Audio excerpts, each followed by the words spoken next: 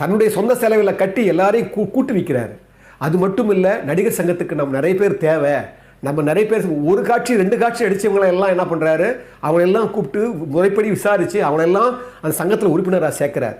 அது மட்டும் இல்லை, நாடக நடிகர்களெல்லாம் உங்கள் நாடகத்தில் இருக்கிறவங்களாம் சினிமாவுக்கும் கொடுக்கணும், சினிமாவில் நாடகத்துக்கும் போனோம்னு அந்த காலத்தில் நாடகம் பெருவாரியாக நடந்ததால் அதுக்கு ஏற்பாடு பண்ணுறாரு.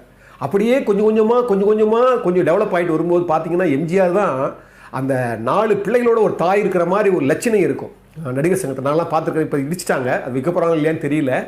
அந்த ரொம்ப அழகாக இருக்கும். அதாவது தமிழ், தெலுங்கு, மலையாளம், கன்னடம் இந்த 4 மொழி இல்லையா, தென்னிந்திய நடிகர் சங்கன்றதால அந்த 4 மொழியாக இருக்கும்னு நான் நினைக்கிறேன். அதனால தான் வச்சிருப்பாருன்னு நினைக்கிறேன்.